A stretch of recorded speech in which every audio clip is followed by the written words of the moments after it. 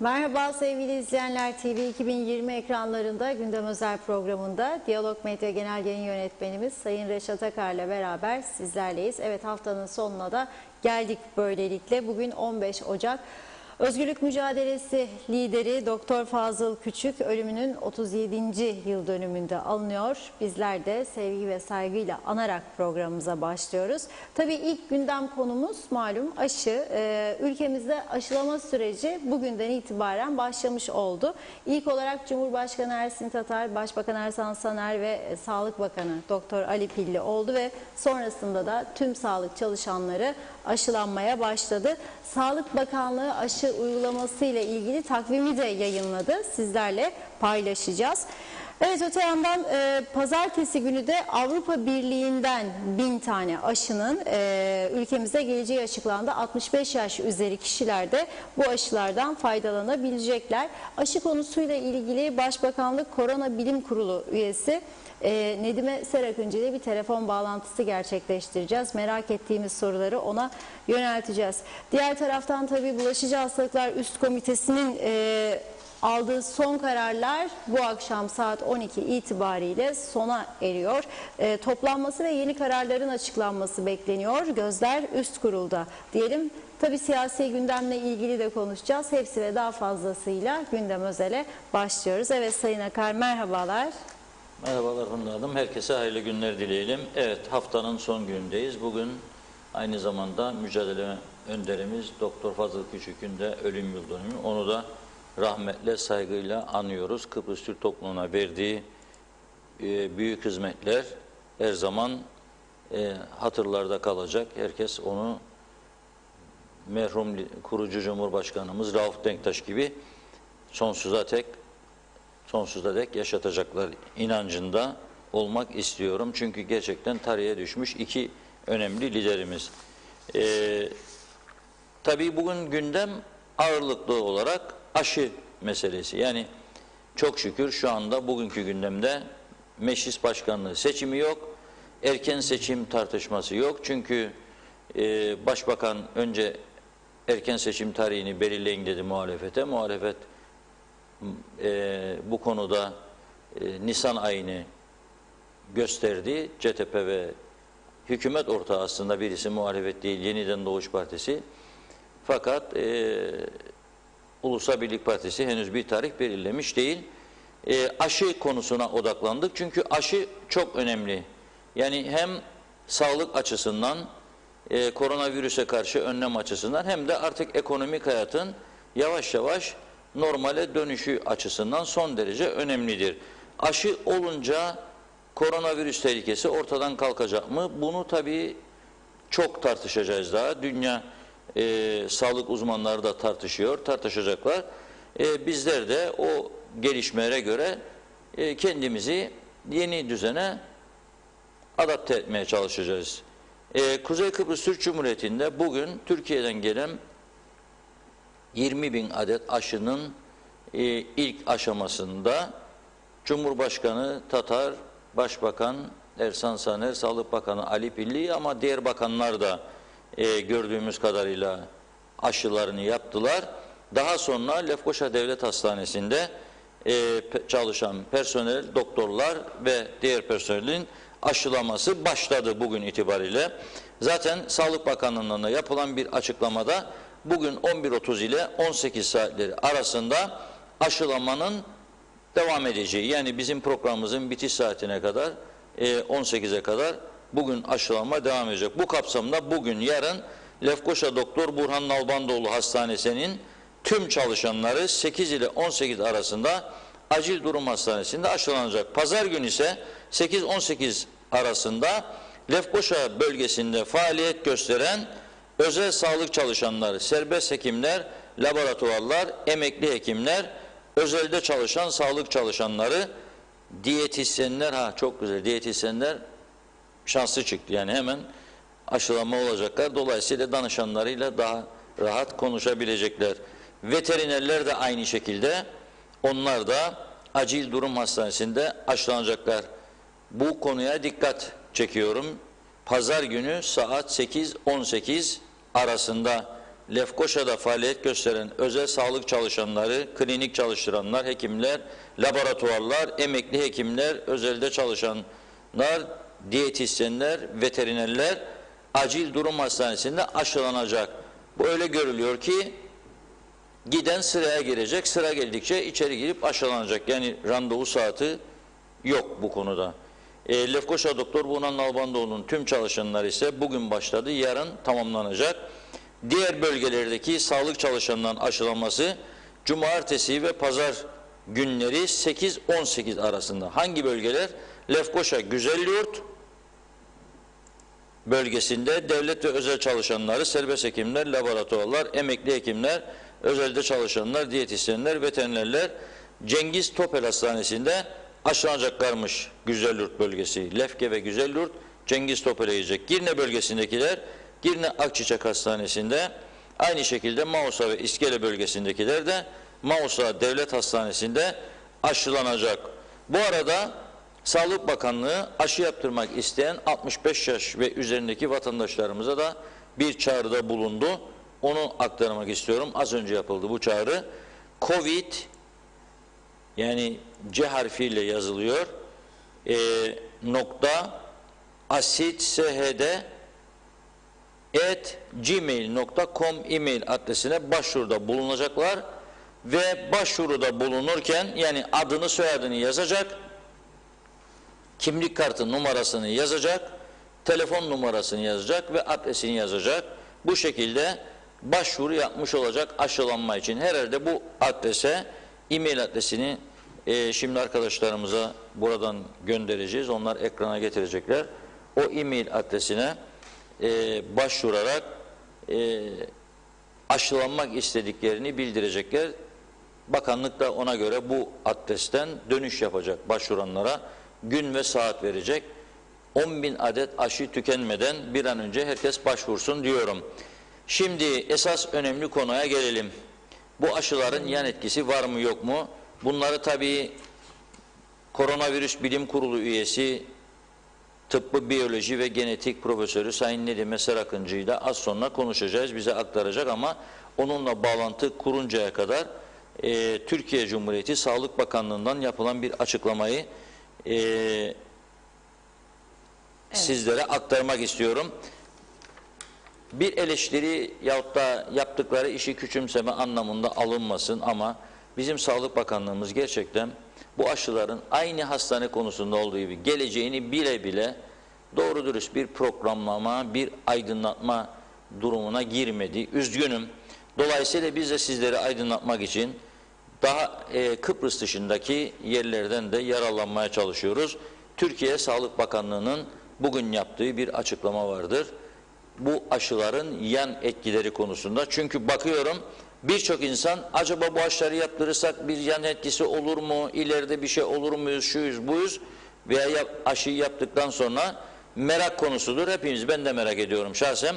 Dolayısıyla Türkiye Sağlık Bakanlığı'nın bugün yaptığı kısa açıklamayı sizlere aktarmak istiyorum. Şöyle diyor: yan etkilerle karşılandığında ne yapacaksınız? Buna göre aşı uygulanan bölgede ağrı, şişlik, kızarıklık varsa aşı uygulanan kola yüksekte olacak şekilde pozisyon verilecek. Yani sol kolumuza yaptıysak yüksekte tutacağız elimizi, ağrı varsa, ve bu sırada cildimize, yani kolumuza buz temas etmekten kaçınılacak diyor. Doğrudan cilde buz temas ettirilmesinden kaçınılacak diyor. Evet. Soğuk suyla ıslatılmış bir havlu aşı yapılan bölgeye uygulanacak diyor, ama doğrudan buz olmayacak. Bir bezin içine soğuk ıslanmış havluyla soğuk su verilecek ve sonra aşılanan bölgede tutulacak. Doğrudan buz temas etmeyecek. Aynı zamanda diyor, parasetamol içeren ağrı kesiciler kullanılabilir. Aşı sonrasında yorgunluk belirtisi olanlara ise istirahat ediniz diyor Türkiye Sağlık Bakanlığı ve yeterli sıvı aldığınızdan emin olunuz diyor. Yeterli miktarda sıvı almak lazım. Yani Hafif ateş, titreme varsa istirahat ediniz diyor ve gene diyor parasetamol alabilirsiniz. Aynı zamanda sıvı alacaksınız, su içeceksiniz bol miktarda. Zaten herkesin günde 2,5-3 litre su içmesi gerekiyor. Baş ağrısı olursa parasetamol kullanabilirsiniz diyor. Kas, eklem ağrısı olursa istirahat ediniz, yeterli sıvı aldığınızdan emin olunuz diyor. Ve parasetamol kullanabilirsiniz. Kusma veya ishal olursa bol sıvı takviyesi yapabilirsiniz. Beslenmenizi ishal diyetine göre düzenleyebilirsiniz diyor. Ağızdan sıvı ve gıda alınmayacak kadar kusma olması durumunda ise sağlık kuruluna başvurunuz. Dolayısıyla aşı sonrasında karşılaşabilecek durumlar hakkında Türkiye Sağlık Bakanlığı'nın açıklaması budur. Umarım bizim Sağlık Bakanlığı da beni şimdi duyar veya kargalar götürür haberi ve onlar da buna benzer bir açıklama yaparlar. Geniş çaplı televizyon ekranlarında çarşaf çarşaf aydınlatıcı bilgilerin yayınlanması gerekirdi. Ben izliyorum Euronews'u, CNN International, devamlı bu aşılamalarla ilgili devamlı bilgiler, ekranlara görüntüler geliyor, bilgiler aktarılıyor. Sağlık uzmanları konuşuyor, anlatıyor, insanlar bunu anlasın. Peki biz bu Çin aşılarını yaparsak, gezmeciklere meraklı Kıbrıslı Türkler, hatta o gemiler vardı, aşk gemisi değil ama tur gemileri, büyük gemilerden gidip değişik sahil ülkelerinde, İspanya'dan, şuradan buradan fotoğraflar paylaşırdık. Ben gitmedim yani ama giden çok Kıbrıslı var. İnşallah biz de gideceğiz bir gün vakit bulursak. Ne güzel fotoğraflar paylaşırdı. Herkes onun özleminde. Ne güzeldi o turumuz, İtalya, İspanya falan. Şimdi acaba biz gidebilecek miyiz Avrupa ülkelerine Çin aşısı olduğumuz zaman? Avrupa Birliği sözcüsü Peter Stone bugün bir açıklama yaptı. Peter Stone ve hem Türkiye'ye mesajlar verdi. Avrupa Birliği ile ilişkilerinizi düzeltin. Yapıcı diyalog ortamına ihtiyacımız vardır. Türkiye'den olumlu açıklamalar bekleriz. Soruldu kendisine. Türkiye Covid-19 salgınıyla mücadelede AB tarafından onaylanmayan bir aşı kullanırsa ne olacak diye bir soru soruldu. Seyahat edebilecekler mi? Çünkü bilindiği gibi Yunanistan Başbakanı Mitsotakis bu konuda bile Türkiye'ye bayda atmak için arkadaş bir taraftan barışmak, yakınlaşmak, sorunları çözmek istediğini söylüyor. Bir taraftan da gene Türkiye'yi sıkıştıracak köşeye diye Avrupa Birliği'ne bugün yazılı bir dilekçe verdi Yunanistan Başbakanı ve Avrupa ülkelerine bu Çin aşısı yaptıranların girmesinin engellenmesini istiyor. Tabii yüz bulacağını sanmıyorum. Çünkü şöyle diyor, vatandaşlarını Covid-19'a karşı korumak için hangi aşının kullanılacağını elbette Türkiye kendi kararlaştıracak diyor. Tabii ki Türkiye'nin AB'nin aşısının aynısını kullanmak zorunda değildir diyor. Avrupa Birliği komisyonu sözcülerinden Peter Stone öyle diyor. Mecbur değildir diyor. Bizim onayladığımız, önerdiklerimizi kullansın. Kendi vatandaşlarını korumak için istediği aşıyı kullanabilir diyor. Birçok ülkede aşı olan vatandaşlar için aşılanmanın kanıtlanacağı belge hakkında çeşitli düzeylerde tartışmalar vardır diyor henüz. Aşı pasaportu veya aşı sertifikası konusu Dünya Sağlık Örgütü'nün de gündemindedir diyor. AB aşılanmanın kanıtlanması ve bunun karşılıklı olarak tanınması konusunu henüz tartışmadı ve bir karar almadı diyor. Yani şu an itibariyle Çin aşısı olduk da acaba seyahate çıkabilecek miyiz, Avrupa ülkelerine girişle çıkışla da sorun yaşayacak mıyız diye bir endişe var. Bu endişenin yersiz olduğu anlaşılır. Çünkü Avrupa Birliği'nde şu anda bunu kısıtlayıcı bir karar yok. O yüzden bu iki önemli açıklamayla başladık bugün ve arkadaşlarımız hazırlamazdan önce Profesör Doktor Nedim Eser Akıncı'yı vatandaşlarımızın da bu konudaki düşüncelerini sizlere aktarmak istiyoruz. Kısa böyle bir söyleşi yaptı arkadaşlarımız bu program için özel olarak. Onları birlikte izleyelim. Sonra hemen telefon bağlantımıza geçeceğiz. Herhangi bir endişe yaşıyor musun? Yok. Yaşamıyorsun. Hayır. Aşı olacaksın. Evet. Ben daha bugün konuştuk arkadaşlarımla. Yaptırmayı düşünüyoruz. Düşünüyorsun. Evet, yani bir fırsat geçerse elimize. Yani niye yaptırmayalım? Sırası da bize gelince biz de aşı olacak tabii ki. Olacaksınız aşı. Tabii ki. Aşıyla ilgili herhangi bir endişe yaşıyor musunuz? Yok yaşamam olacağım. Evet. Evet. Peki Olacağım herhalde. olacaksınız. Bir endişe yaşıyor musunuz? Yok. Yok. Herhangi bir endişe. Hayır. Ya gerekirse de eğer şeyse olacağım. Yeteri Niçin miktar olmayayım? Niçin olmayayım? olacaksınız. Tabii Herhangi ki. bir endişeniz var mı aşıyla ilgili? İlk olan ben değilim. Son da olmayacağım. Dolayısıyla tabii ki yani herkes olduğuna göre Siz de olacaksınız. yani herkes oluyor herhalde. Çin'dekiler yendi diyorlar. Normal hayata geçti diyorlar. Demek ki oldular ki oldu yani. Yani bazı böyle şeyler Instagram olsun, sosyal medyada çok abartıyor aşıyla ilgili ama bence abartılacak bir şey yok bu kadar. Benim endişem yok. Ben olmamaya çalışırım. Yani Covid-19'a yakalanmamaya çalışırım. Yani sağlıklı beslenmeye çalışırım. Ama aşı sırası da geldi. Ne olacaksınız? Ya belki de tas sırası bize gelsin, Covid ortadan kalkar, bizi aşılamazlar diye düşünürüm. Cumhurbaşkanı Tayyip Bey akşam aşılandı. Bugün bizim Cumhurbaşkanı aşılandı. Ben de aşılanırım çünkü benim de bir takım sıkıntılarım. Bunları araştıran laboratuvarlar, bilim insanları bunlar öneriyor. Ben onlarla kıyaslayabilir miyim? Kıyaslayamam. Onlar iyi bir şey diyorsa demek ki iyi bir şeydir. O yüzden Olma. Tabii. Olma niyetindeyiz. Türkiye'ye bu aşı konusunda çok teşekkür ediyoruz. Allah iyiliklerini versin. Her zaman yanımızdadırlar. Çok mersi. Sağ olsunlar. Çok teşekkür ederiz. Kendine şükranlarımı sunarak teşekkür ederim.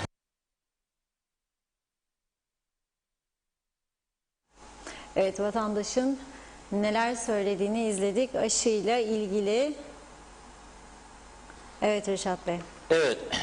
Bu arada arkadaşlarımız bağlantıyı kursunlar Nedime Serakıncı Hanım'la. Aktaralım. Şimdi tabii Sağlık Kurulu'nun bir de toplantısını bekliyoruz şu anda. Bilmiyorum sonuçlar. Sağlık Bakanı açıklayacak herhalde.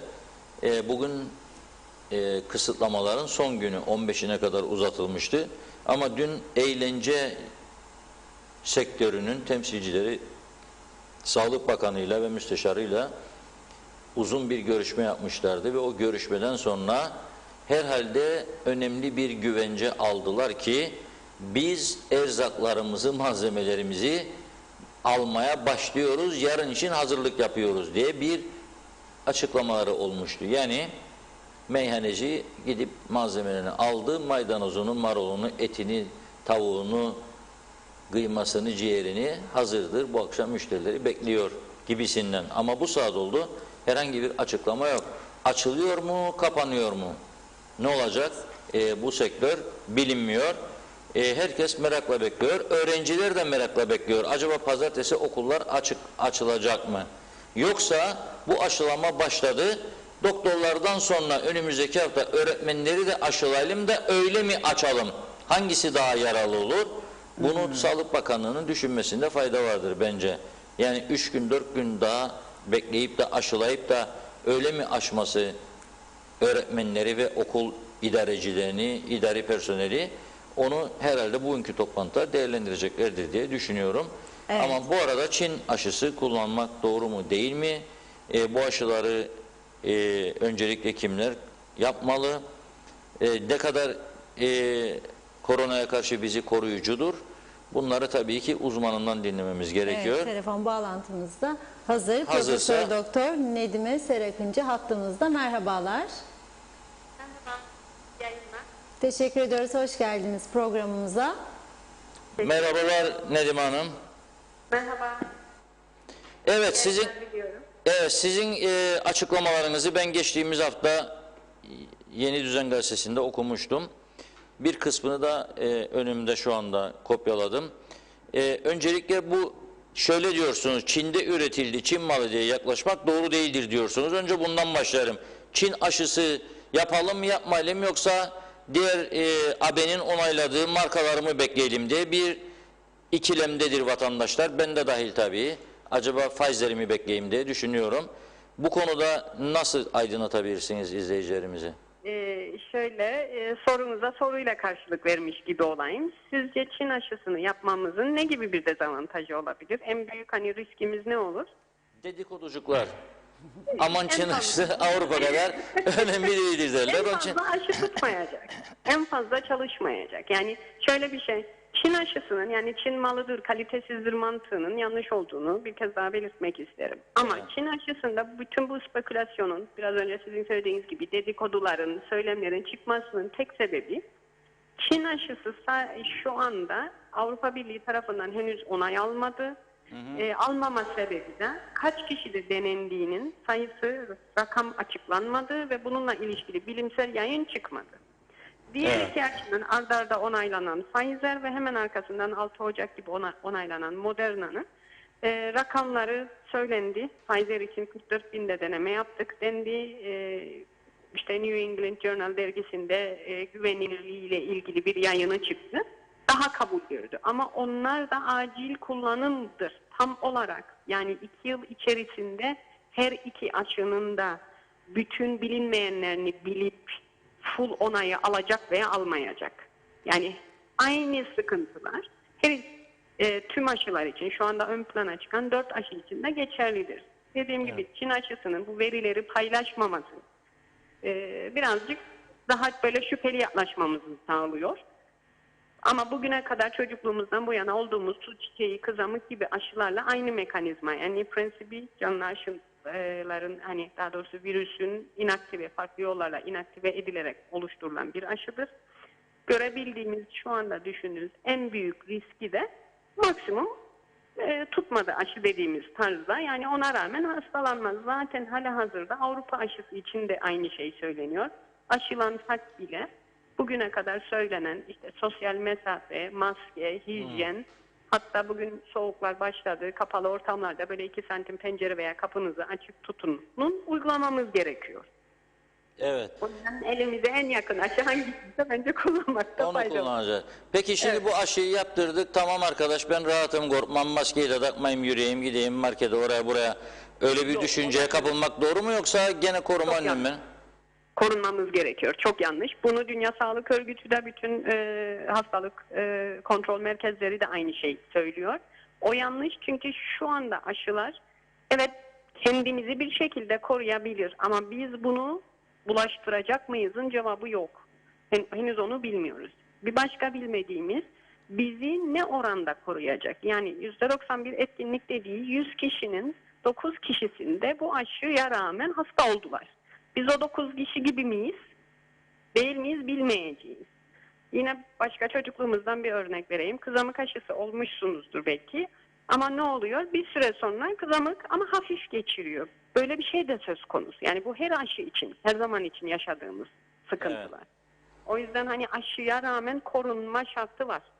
Evet, gene korumak lazım. Peki bu aşıyı yaptık, şimdi sertifikalar veriliyor yapana. Bugün devlet hastanesinde olanların da kartlarını gördük, paylaştı bazı hasta bakıcılar, doktorlar gördük. Seyahatlerde de bu gerekecek gibi görünüyor. Yani birçok ülke isteyecek bunu. En azından aşı var mı yok mu diye. Henüz o karara bağlanmadı ama. Bağlanmadı. Yani, okudum az önce Avrupa Birliği henüz onu karara bağlamamış. Ama diyelim ki istediler, aşıyı yaptırdık biz de. Kartımız da vardır. Bu normal yaşama dönüş açısından yeterli bir herhalde en azından içimiz daha rahat olacak değil mi? Yani turizmi kapattık, oteller kapandı, uçaklar durdu, hiç kimse gelmiyor. Bu şekilde de kapalı yaşayamayız. Dolayısıyla öncelikle sertifikalı turist kabul edilmesi daha mı uygun olur size? Şimdi o birazcık Avrupa İnsan Hakları ile ters bir durum. Çünkü zorlayamayız herkese aşı olmak için. Yani aşının bize kazandırdığı ve kazandırmasını istediğimiz şey sürü bağışıklığı dediğimize ulaşmaktır. Hı hı. Bunun minimum %50, işte ideali de %70 civarı bir bağışıklığı geliştirmektir. Ama ben aşılanmadım veya özel koşullarım var. Diyelim ki bu aşıları sağlık sebebiyle uygun değildir. Beni aşılamadılar diyen kişiye hiçbir ülke diyemez ki tamam o zaman sen bana gezmeye gelemezsin. Onlar için yani bugün Avrupa Birliği'nin tartıştıkları ve bu özellikle Yunanistan'ın talebi ile aşı kartı veya aşı pasaportu denen olayın getirilmemesinin ve Ocak sonundaki toplantıya taşınmasının sebebi de bu. Almanya ve Kuzey Avrupa ülkeleri dedi ki bu insan haklarına aykırı bir durumdur. Bütün dünya aşılandıktan sonra böyle bir şey programa oturtulabilir. O zaman da aşılanmayanlar veya farklı aşıdan olanlara yönelik farklı uygulamalar, hani kısıtlamalar gerekirse kısıtlamalarla programla ön plana gelmemiz gerekir deyip o yüzden bunu karara bağlamadılar. Hani şu halihazırda şu anda halk arasında da öyle bir panik var. Çin aşısı olursam Avrupa'ya girmeyeceğim. Evet. Şu an için o söylem de doğru değil. Dolayısıyla hani onu birazcık bekleyip zamana bırakıp görmemiz gerekiyor. Nasıl gelişecek? Turizmi açmak açısından biz bir ada toplumuyuz. Tabii ki tercihen aşılıysa çok daha rahat olmamız gerekiyor. Çünkü biliyorsunuz aşağı yukarı Temmuz'dan beridir bütün Avrupa ülkeleri karantinaları durdurdu, ara verdi. Sadece PCR veya işte bir sıkıntısı varsa test etme yoluna gitti. O yüzden de belli bir oranda artış oldu. Ama altyapılarına, imkanlarına ve olası yani sağlık sisteminin olasılıklarına güvendikleri için sürü bağışıklığını hızlandırmak için böyle bir politika güttüler. O yüzden de her ülke kendi koşullarını hem sosyoekonomik hem sağlık koşullarını düşünerek bir plan yapmak durumunda. Size göre öncelikli gruba kimler girer? Yani sağlık çalışanlarından başlandı bugün. Sonra da 65 yaş üstü deniyor. Ama bu tarafta okullar açılacak, öğretmenler var. Turizm sektöründe çalışanlar var. Nasıl bir öneri? Siz aynı zamanda bilim kurulundasınız. Bilim kurulu üyesisiniz değil mi? Koronavirüs. Evet, aynı zamanda Cumhurbaşkanlığı Sağlık Danışmanıyım. Tamam, çok güzel. O zaman ne önerirsiniz siz bu konuda? Şimdi yine burada hem Dünya Sağlık Örgütü'nün hem bu hastalık kontrol merkezlerinin bir hemfikir olduğu ve bütün ülkelerinde kendine göre adapte ettiği bir aşı uygulanacak grup sıralaması veya aşı planı diye bir şey açıklandı. Ve herkesin birinci grupta A grubuna koyduğu sağlık çalışanları, kamu, özel işte hatta Türkiye'de şu anda Türkiye'ninki önümde. Orada sağlık kurumlarında çalışanlar bu kamu, özel, üniversite, vakıf hepsini içine kattı. Asistanlara kadar, eczacılara kadar hepsini içerisine kattı. Çünkü imkanı ve olasılığı var. Fakat kendi içinde onlar döndü tekrar gruplara ayrıldı.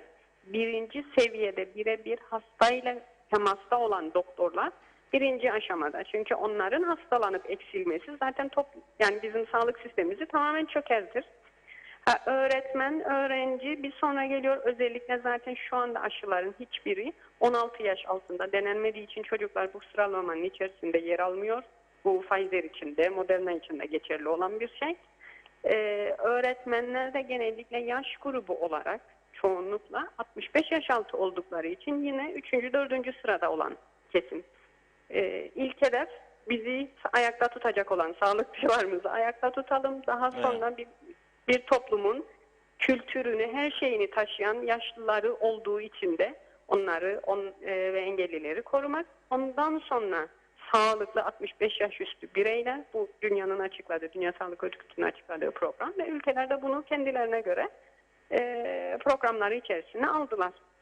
O yüzden ben dün KKTC'ninkini gördüm. Aynı doğrultuda hazırlanmış bir plan. Dünyayla uyumlu ve gerçekçi bir plan. Sizin açıklamanızda şöyle bir ifade vardır ki bu yani yaklaşık 2 hafta önceydi bu açıklamalar. Hatta yılbaşı öncesinde yapmıştınız siz. Şöyle dediniz siz,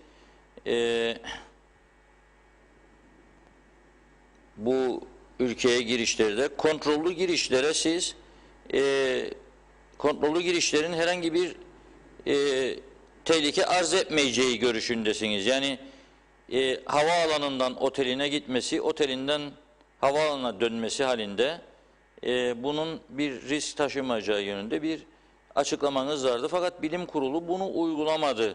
Siz de üyesisiniz. En azından şimdi bu aşılama başladıktan sonra bu uygulamaya geçilebilir mi gönül rahatlayacak? Yok, bulaşıcı hastalıklar üst komitesinin kararları uygulanıyor şu anda. Bilim konusu yani görüş bildirir, tavsiye bildirir ama bulaşıcı hastalıklar üst komitesindedir bu karar ve yetki. Evet.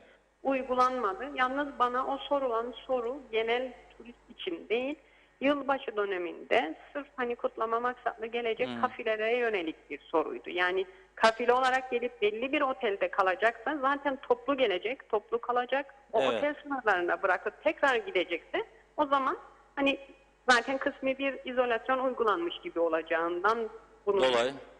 olabileceğini söyledim ben. Evet, şimdi zaten Değil. bakanlığa sunulan teklif de bu konudadır benim bildiğim.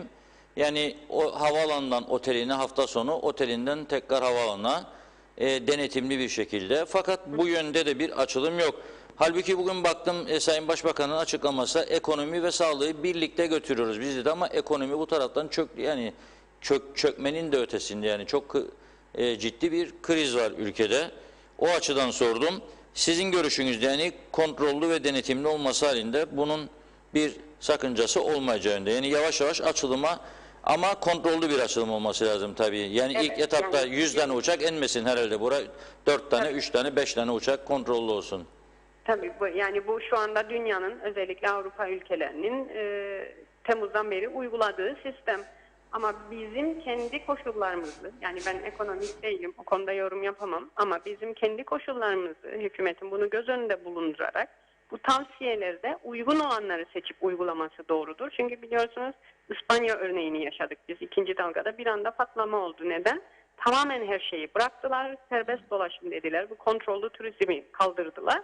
Bir anda İspanya'da bir patlama oldu. Tabii bunlar daha zengin, daha büyük ülkeler olduğu için kendince bir başarı gösterdi. Halen rakamları yüksek gitmekle beraber. Biz bunu kaldıramayız. Yani ben eminim orada onun hesapları yapılıyordu. Bizim devletimiz açısından. Evet. Siz bu ilk kapsama giriyor musunuz, aşı kapsamına? Sağlıkçı olduğunuza göre ve Çin aşısını yapacak mısınız, yoksa diğerini mi bekleyeceksiniz?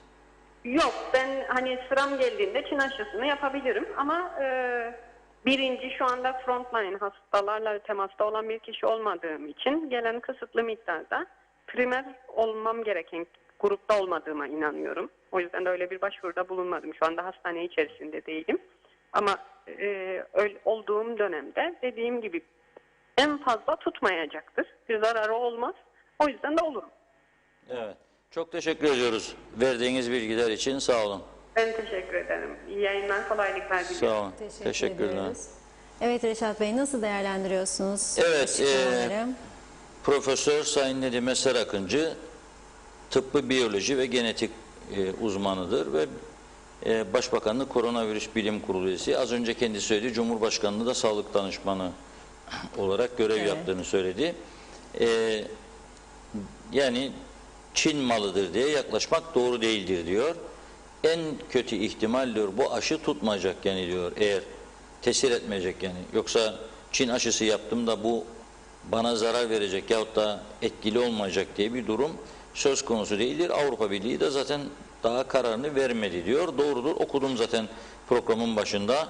Avrupa Komisyonu sözcüsü de diyor ki Avrupa Birliği henüz tam bir kapsamlı karar vermedi. Yani aşı olacak, hangi aşıları olan Avrupa üyesi 28 ülke içinde serbest dolaşım yapabilecek, bu konuda bir karar vermiş değildir diyor ve Türkiye'nin kararına da saygı duyduklarını söylüyor. Türkiye kendi halkına istediği aşıyı yaptırabilir diyor. Burada önemli olan bizim Türkiye'nin Kuzey Kıbrıs'a, Kıbrıs'ı Türklere her zaman her konuda olduğu gibi yapmış olduğu jesttir. Şimdi bugün Diyalog Gazetesi'nde farklı, bütün medyadan farklı ifadeler vardır. Bu ifadelerden bir tanesi de KKTC yetkilileri için sürpriz oldu ifadesidir. Neye sürpriz oldu? Türkiye sürpriz bir hareketle dün sabah 05'te herkesin uyuduğu bir saatte 20.000 doz Sinovac aşısını özel ambulansla adaya gönderdi.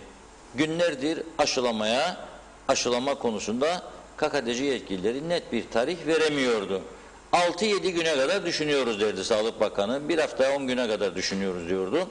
Belli ki Türkiye kendi iç bünyesinde, yani Türkiye çapında bölgelere aşı sevkiyatını yaparken Kuzey Kıbrıs'ı da o listenin içine almış, programlamış, 20.000 adet aşıyı da talimat vermiş, Sağlık Bakanlığı uçağa yüklenmiş ve Kuzey Kıbrıs'a getirilmiş. Üst düzeyde bir yetkiliyle konuştum. Bana söylediği şu oldu. İnan dedi, biz de bilmiyorduk dedi. Dün gece yatıp uyuyacağımız saate kadar bilmiyorduk. Sabah uyandığımızda öğrendik dedi. Bizim için çok büyük bir sürpriz oldu dedi. Şimdi 20.000 adet aşı 10.000 kişinin aşılanması demektir. 2.000'de gelecek Avrupa Birliği, 1.000 kişi de öyle, 11.000 kişinin aşılanması demektir. Burada önemli olan, Sağlık Bakanlığı zaten açıkladı 2-3 günlük programı. Belli ki sağlık çalışanlarının aşılanması hafta sonu, cumartesi, pazar 2 günde tamamlanacak. Bu 2 günde tamamlanması halinde sağlık çalışanları pazartesine kadar sarkacak. Evet. Cuma günü bugün başladı. Cumartesi, pazartesi tamamlanacak sağlık çalışanları ve bir an önce onlara da düşen göre bu çağrıya ayak uydurup gidip aşılarını yapmaları ki diğer vatandaşlarımızın önü açılsın. Şimdi e-mail adresini arkadaşlarımız ekranda veriyor.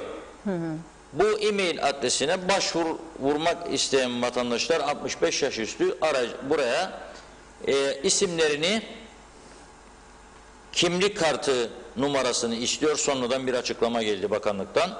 Kimlik kartını numarasını istiyor, telefonunu istiyor, adresini istiyor. Bunları yazıp aşı olmak istiyorum diye bildirecekler. Ondan sonra dönüş alacaklar. Gün, saat ve yer bildirecek. Çünkü onun için adresi soruyor. Girne'deyse Girne'deki hastaneye yönlendirilecek büyük bir olasılıkla. Güzelursa orada, Lefkoşa ise Lefkoşa, İskele ise Gazimavsa veya Gazimavsa ise oraya yönlenecek ve bir sıralamayla bu iş gidecek. Umarım 65 yaş sonrasındaki sıranın nasıl olacağı konusunda da bugün yarın bakanlık çalışır ve kamuoyunu aydınlatır ve bu iş artık düzen içerisinde gider. Bugün bir de Bilim Sağlık Üst Kurulu'nun kararlarını bekliyoruz. Bakalım program akışı içerisine gelirse biz bu açıklamayı da buradan izleyicilerimize aktaracağız. O yüzden mesajlara başlayalım. Evet, başlayalım hızlıca. Evet, izleyicilerimiz neler söylediler? İsmail Cömert ile başlayalım. İyi günler, iyi yayınlar diliyor. Servet Kutlu Poyraz'da, Hıdır Kurnaz'da çok teşekkür ediyoruz. Sayar Aker, güzel günler eksik olmasın. Aşı olalım, aç kalmayalım demiş. Gürkan Bengü Giritli de iyi yayınlar diliyor.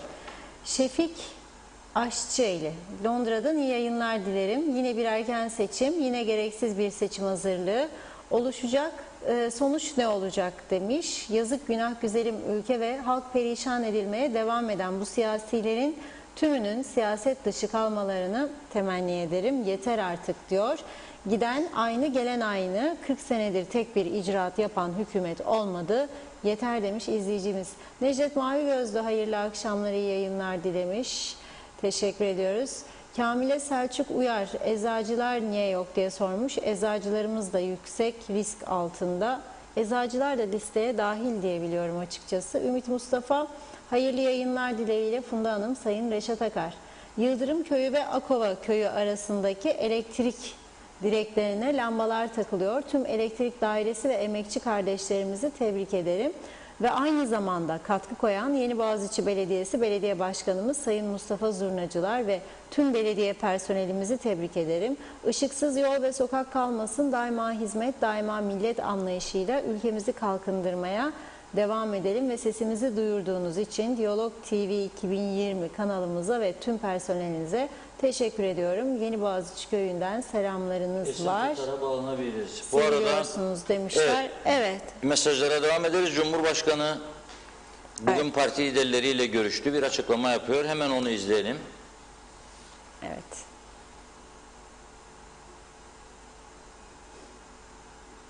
Şu anda hazırlık aşamasındaymış görüntüleri.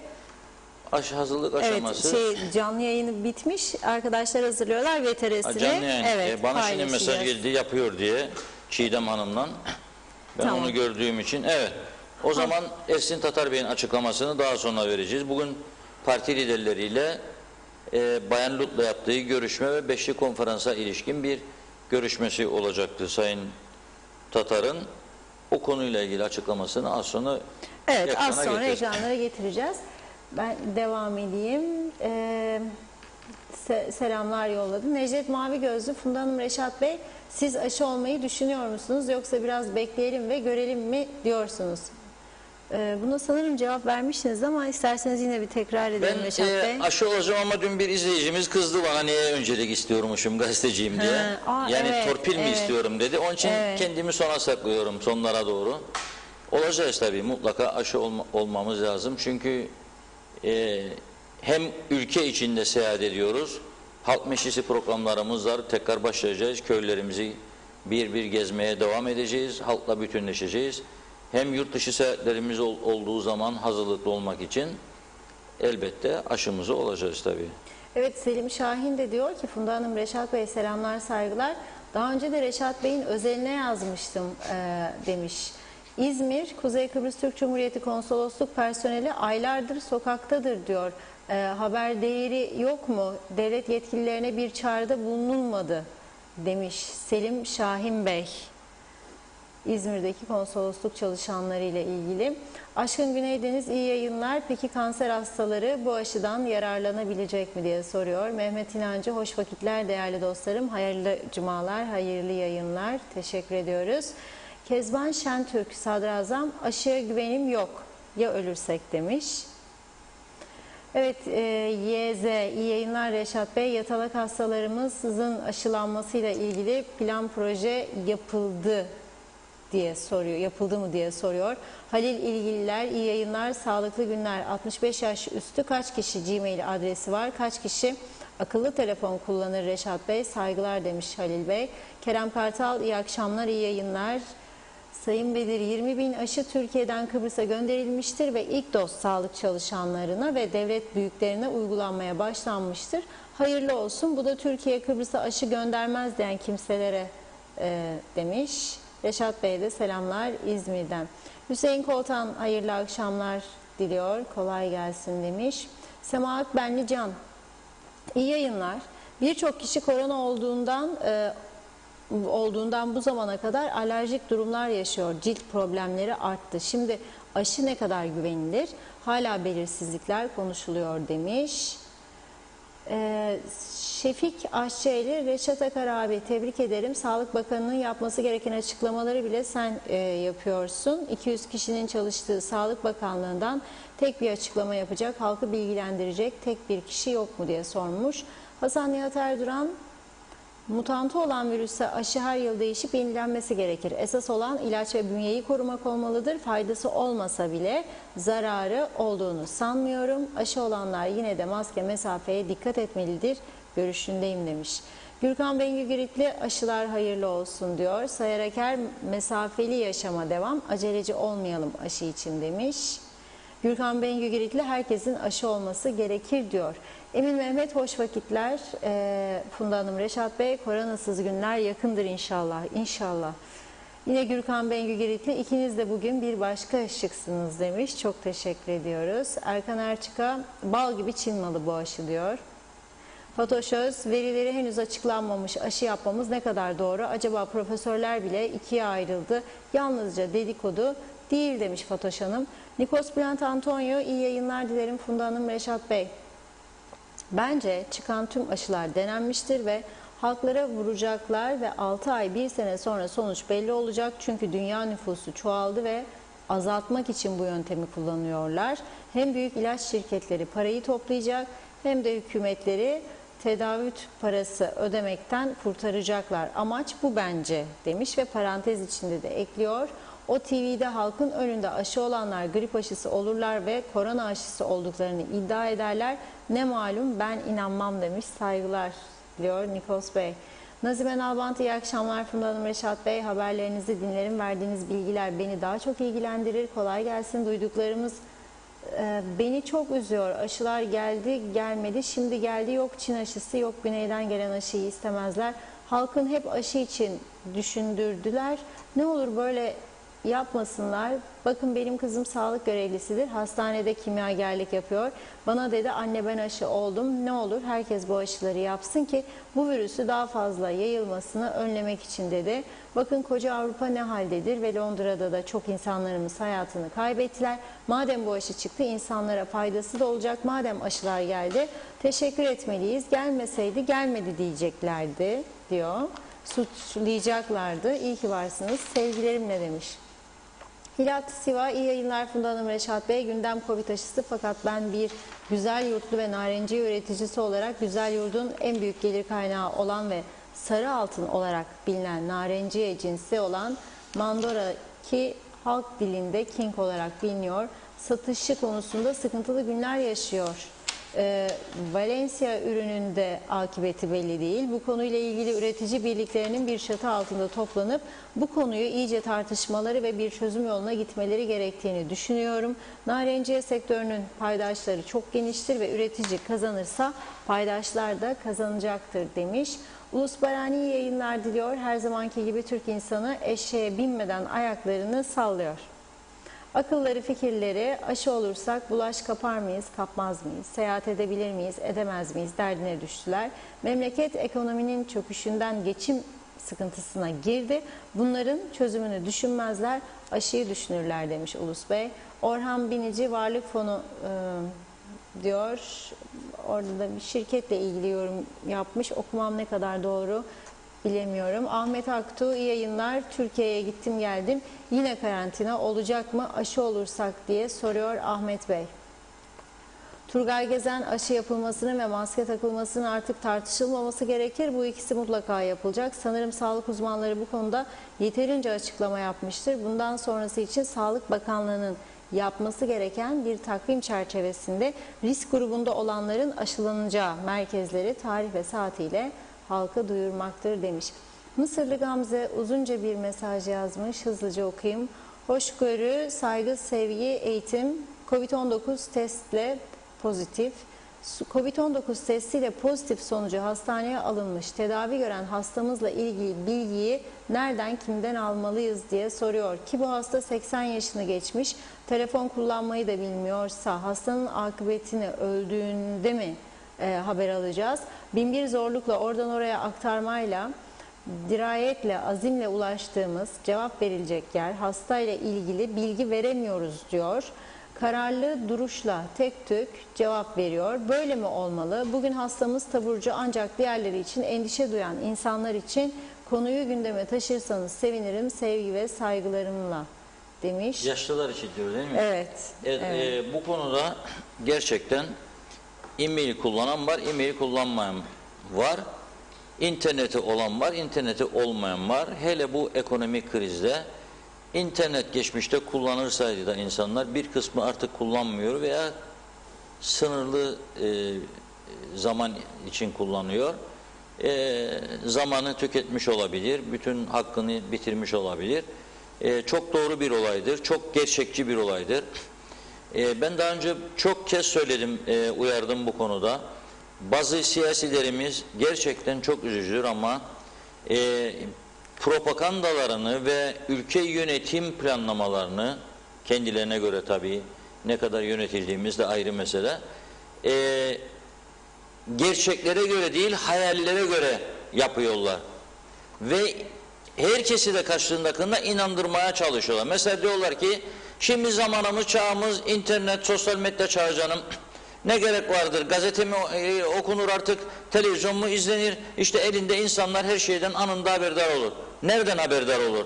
Çoğu kanıtlanmamış, güvenilir olmayan, inandırıcı olmayan, sahtekarlığa dayalı çok sayıda haber uçuruluyor. Kasıtlı bir şekilde bazı insanlara, bazı sektörlere zarar vermek için. Her gün tanık oluyoruz bunlara ve bu birinci dezavantajı buna güvenmek. İkincisi gidip de köyleri doğru dürüst gezip insanlarla oturup konuşmuyorlar. Sormuyorlar. Elindeki telefona bakmıyorlar. Kaç tane köylerde kırsal kesimdeki insanda elinde interneti olan telefon vardır, görüntülü telefon. Onu söylesinler bana bakayım. 168 tane köy gezmiş bir insanım. ezici bir çoğunluğunda insanların elindeki telefonda şey yoktur. İnternet yoktur, görüntü yoktur. Küçük küçük eski Nokia telefonlarla. Adam nereden verecek 400-500 Türk lirası ayda? Aylık geliri 3.000, 4.000, 5.000, bazen onu da bulmaz. Ya da işsiz. Nereden bulup verecek? Hiç öyle değil. Ama bir gazeteyi bir kahvede 30 kişi 40 kişi okur. Yani Diyalog kırsal kesimde çok öndedir. Alıp okuyor insanlar, bakıyor ve biz oralardan çok da olumlu tepkiler alıyoruz. Televizyon aynı şekilde. Bizim televizyonumuz, uydu yayınlarımız kesildiğinde biz bunun zararını gördük. Yayınlarımız evlere ulaşmadığında biz bunun ne kadar fark ettiğini gördük. Evet, sosyal medyada yüksek oranda izleniyoruz. Şu anda da yüksek miktarda izleniyoruz ama esas izlenme evlerdedir. Ne dedi bir muhtarımız? Bizim köyde dedi 100 tane ev varsa 70 tanesinde Diyalog şimdiki adımızda TV 2020 açıktır diyor. Televizyonu açacak. Sen de vatandaşlara duyuru yapacaksın. Bize kamu spotlar da geliyor. Yani para ödemesi de gerekmez. Kamu spotu olarak da gönderebilir. Vatandaş da açacak, onu görecek. Ha, nasıl olacak bu iş? İnternet yoksa, ben dünkü programda çok önemli bir noktaya temas ettim. Belediye başkanlarıyla bile bu konuda bir toplantı yapılmadı dedim. Belediye başkanlarıyla toplantı yapılması gerekirdi bugüne kadar. Bu aşılama kampanyasıyla ilgili. Hatta vakaların ihbarı konusunda belediye başkanları da muhtarlarıyla, kendi bölgesindeki muhtarlarla toplantı yapmalı ve bir takım önlemler alınmalı diye. Nedir bu bir takım önlemler? İşte adamın interneti yoktur. Muhtarına yazdıracak adını, soyadını, 65 yaş üstü için bir telefonunu. Muhtar da bunları toparlayacak. Her bölgenin muhtarı kendi bağlı olduğu belediyeye gidecek. Belediye başkanlığına verecek. Belediye başkanı topluca belediye başkanlığı bunları Sağlık Bakanlığı'na iletecek. Basit bir yöntemdir bu. Basit bir yöntemdir bu. Biz bunu yapmadık. Onun için şimdi doğrudur. Evet, herkesin interneti yoktur. Ne yapacak internet olmayan insanlar? Ne bilirim anacığım, ben der. Şimdi 80 yaşındaki kadın evde internet nedir? Ne bilirim? Nasıl başvuracak bu insan? Ben bunu merak ederim. Ve iki parça halinde geldi açıklama. İlk geldi 2 satır. Dedi ki bu e-mail adresinden başvursunlar. Sonra ikinci geldi. Başvuracak olanlar diyor kimlik kartı numarasını, telefon adresini yazsın. Ya o bir açıklamayı bile bir defada yapamıyorsak biz, yani ciddi sıkıntı var. Yani oturup doğru dürüst karar almak lazım ve genişletmek lazım, paylaşmak lazım görev alanına. Yani aynı bir görevi bir kişi üstlenir, öteki görevi ikinci kişi üstlenir. 100 tane görevi bir kişinin sırtına yüklersen sen, bunun altından kalkması mümkün değildir. İşte böyle bölük pörçük olur. Halbuki bak sana adam işte Türkiye sağ olsun 20.000 tane bir göndermede 20.000 aşı gönderdi. Biz evde uyurken sabah 5'te uçak indi Ercan'a, 20.000 aşıyı getirdi. Uyandığımızda ülkenin Cumhurbaşkanı, Başbakanı, bakanları o saat öğrendi. Aşı gelmiş. Hayda. Aşı gelmiş ya. Hastane de geldi. Ne oldu hastane? Hala duruyor. Daha hemşire alımı için daha münhal ve şeye gidecekler. Sınav yapacaklar da karar verecekler hemşire alımına. Yani biraz da bu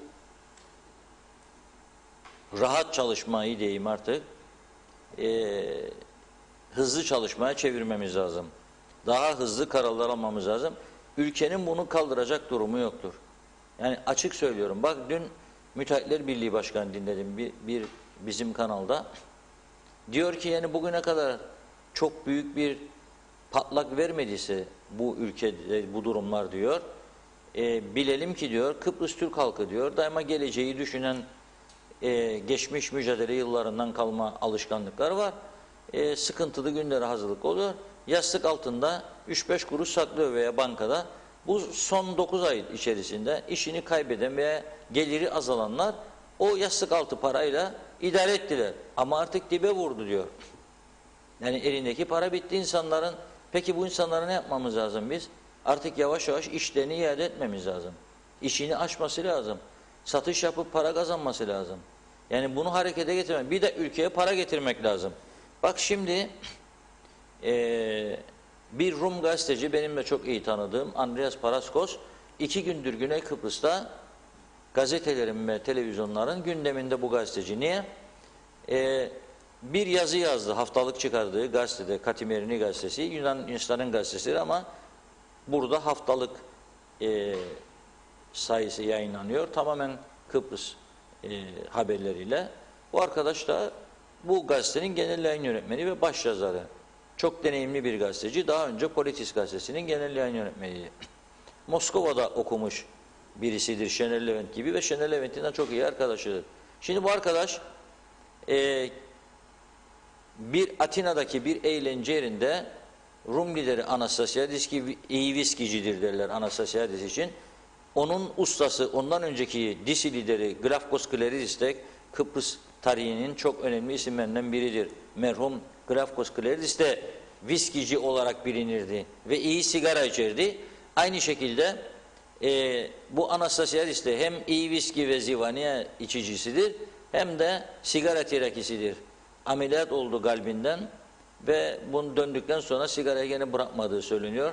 Hatta Sayın Akıncı ile görüşmeleri sırasında her yarım saatte bir toplantı salonundan dışarı çıkıp sigarasını içip geri geldiği de gazetelerde yer almıştı. Şimdi ne diyor bu Rum gazeteci? Diyor ki Anastasiadis gece eğlence ortamında kafada bulundıktan sonra bu pasaportlar demiş bizim altın yumurtlayan tavuktur. Sadece devletin aldığı paralar bir tarafa demiş. Sadece benim avukatlık bürom 300 milyon euro bir yılda kazandı demiş. 300 milyon euro Anastasiadis'in avukatlık bürosu. O demiş altın yumurtlayan tavuktur. Yolarık demiş zenginleri gelir verir pasaportu kaparık parayı. Avrupa Birliği'ne bunun için girdik biz yani menfaatler için. İkinci önemli bir şartı da 2 devletli çözümü ben de düşünüyorum demiş o ortamda. Ve diyor ki bu gazeteci bizim bu konuşmayı yaptığımız zaman diyor Yunanistan'ın eski başbakanı da Çipras da oradaydı diyor. Şimdi ne oldu? Bu ifşaattan sonra Anastasiadis bu gazeteciyi yalanlıyor ve özür dilemesini istiyor. Gazetenin sahipleri de diyor ki Anastasiadis'e merak etmeyin özür dileyecek diyor. Bu da diyor ki ne münasebet diyor. Siz bana sordunuz bu da beni savunacağınıza, beni koruyacağınıza, bana güveneceğinize Anastasiadis'e siz dediğiniz özür dileyecek. Yok dedi, dilemem dedi. Aldı çantayı gitti. 2 gündür manşetlerde ve Anastasiadis bugün döndü açıklama yapmak zorunda kaldı. Biz onun istifasını istemedik diye ne de birileriyle konuştuk. Neyse şunu söylemeye çalışıyorum. Güney Kıbrıs kendi ekonomisini düzlüğe çıkarabilmek için pasaport konusunu bile Avrupa Birliği üyeliğini istismar etti. İlerlesin, yürüsün, gitsin diye. Şimdi bu korona önlemleri sırasında da Avrupa Birliği'nden çok yüklü miktarda mali destek aldı. Bu da yetmedi, turizmini kapatmadı. Bu adamlarda sokağa çıkma yasağı vardır şu anda ama turizmi kapatmadı. Uçakların sayısı azaldı. 30-40 uçak yerine yani mesela Mayıs-Haziran aylarında 30-40 uçak gelirken şimdi 8-10 uçak Larnaka'ya iniyor. Bunlar otellerine gidiyor.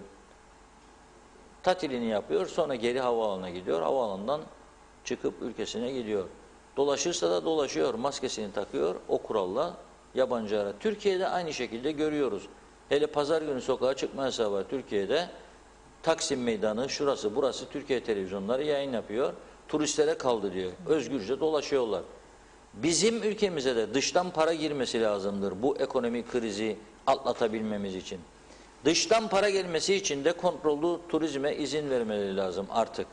Dima Çağıner Otelciler Birliği Başkanı bugün kısa bir açıklama yaptı ve açıklamasının sonunda çok güzel bir ifade var. Diyor ki bizim meclisimize, bizim diyor eksiğimiz diyor ülke yönetiminde liderdir diyor. Ve meclisimize diyor bu şimdiki gibi bir meclis değil diyor. Liderlik yapabilecek insanların bu mecliste olması lazım diyor. Çünkü sağı solu iktidarı muhalefeti bir çözüm üretemedi. Neden? Baskı var, korku var. Yani diyor ya biz diyor kalkarsak bunu şimdi bize diyecekler otelcilerin yanında yer aldınız. Onlardan rüşvet mi yersiniz, para mı yersiniz? Onların emrine girdiniz diyecekler. Biz 5 tane 10 tane oy kaybedeceğiz. Kahramanlar vardır. Bu konuda saldırıya geçer anında birileri de işaret çakar kendilerine. Bunlar da ondan korkuyor. Peki sen benim ülkemi nasıl düzelteceksin? Ben senden nasıl umutlanacağım? Hayır, nasıl umutlanacağım? Hadi git köye bakalım. O ürettiğini sataman köylü sana ne diyecek? Nereye satardı ürettiğini? Bak Mehmetçik Belediye Başkanı ne diyor? CTP'lidir hem. Ne diyor? Oteller kapandı diyor, bittik diyor bu bölgede. Dibe vurduk diyor. Hiç kimse bir şey satamıyor diyor. Ne diyor Erenköy Belediye Başkanı? O da UBP'li. O da diyor 3000 kişi işsiz kaldı diyor. Bölgede diyor. Ne? Bafra'daki oteller kapandı diye. Ha gelsinler de bizi korona mı etsinler? Yani bizi ediyoruz korona. Dıştan gelen biri ediyor. Yoktur, kapattınız ha. Rahat mıyız şu anda? Yani bir yerden başlamak lazım. Ve benim burada önerim öğretmenler evet yapılması lazım. Okullar, hatta öğretmenlerin aşılanması sonrasında açılmasında ben fayda görürüm. Aynı zamanda turizm sektöründe çalışanların da bir an önce aşılanması lazım. Hatta evet bu sektör zordadır ama diyebilir ki Sağlık Bakanlığı personelinizin bir kısmını aşı masrafını siz karşılayın. Böyle bir teklif de yapabilir onlara. Oturur çalışırlar, toplayabildikleri parayı toplarlar. Bu kadar aşıyı da biz alıyoruz derler ve bir an önce normal hayata geçeriz. Bu normal hayata geçtiğimiz zaman süt üreticisi, patates üreticisi, narenciye üreticisi elindeki ürünleri satmaya başlayacak. Seracılar elindeki ürünü satmaya başlayacak. Süt kurumu, kooperatif sütçülük sütlerini satmaya başlayacak. Hellim üretenler, peynir üretenler satmaya başlayacak. Ne bileyim ithalatçıdır, kuru yiyecek ithal eder, meşrubat ithal eder, alkollü içecek ithal eder. Onlar bu ürünleri ellerinde depolarına kaldı. Onlar satmaya başlayacak ve piyasa yavaş yavaş canlanmaya başlayacak. Ve artık bu insanlar nefes alamayacak duruma gelen insanlar nefes almaya başlayacak. Bunun için de bir an önce planlı bir harekete geçilmesi şarttır. Sağlık Üst Kurulu'nun bugün yapacağı açıklama ve alacağı tedbirler de gerçekten merak konusudur. Çok merak ediyorum. Çünkü 3 gün önce tam kapanmadan söz ediyordu bir anda Sağlık Bakanı ve o günde vaka sayısı 10'du. 10 vakaya, 20 vakaya bir ülke tamamen kapatılırsa bize gülerler. Ama bugün Sayın Başbakan'ı dinledim. Şaka yapıyordu herhalde bizim ve şey dedi, sağlık konusunda dedi, o doğru. Biz dedi, vaka sayısında dedi, ölümlerde dedi falan, dünya birincisi, en güvenilir ülke olduk dedi. Ve dedi, önemli olan burada büyük bir başarıymış var ortada. Sağlık ve ekonomiyi diyor, önemli olan birlikte götürmektir. Biz ekonomiyi götürdük mü birlikte? Biz ekonomiyi götürdük mü? Hastaneyi bile açamadık diye her tarafı kapattık da ekonomiyi batırdık. Herkesi açlığa sürükledik. 10 binlerce insan açlık, susuzdur. İşsizdir. Bu insanların mağduriyetlerini karşılayacak senin bir ekonomik gücün de yok. Ve bence Türkiye'de artık buradaki durumu çok net görüyor.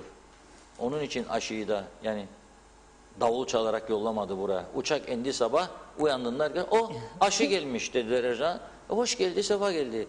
Hemen ondan sonra basın toplantısı. Yol açıkladığımız gibi her şey hedeflerden sapmadan ilerliyor. Yok ya böyle bir şey. Aşıyı Türkiye yolladı. Biz sadece burada konuşmacıyız, takdimci gibi bir şey oluyor yani rol olarak. Neyse o da olsun, evet. O da lazım yani konuşmaya da ihtiyacımız var. Ben artık ciddi tedbirlerin alınmasını bekliyorum. Dayanacak güç kalmadı. 2, bu seçimde olacaksa olacak, tarihini bir an önce belirlesinler. Bu ortadaki bilgi karmaşasını kaldırsınlar. İnsanlar da önünü görebilsin diyorum. Hızlı aşılama ve önlemlere de devam ederek maskedir, mesafedir, hijyendir. Açılsın gece kulüpleri, açılsın barlar da gene şu olsun bu olsun. Belirli saatlere kadar izin versinler. 1, 2 de denetlesinler. Denetlesinler. Mesafeler uyulur mu uyulmaz mı? Uyulmazsa tedbirini alsın. Kaç kişiye ceza verdi acaba bugüne kadar bizim hükümet? Ben duymadım. 1 kişi var mı? Ne yapmaya çıkardınız yasayı? 7 canını Jale Hanım o zaman yasa çıkacak, ceza gelecek, mecburuk bunu yapalım falan filan birini açıklamalar. Yasa geçti meclisten. Ne oldu? Hiçbir şey. Denetlendi mi? Hayır. Ceza? Yok. Rum tarafı? Yüz binlerce euro ceza. Türkiye milyonlarca TL ceza. Bizde yasalar ne içindir?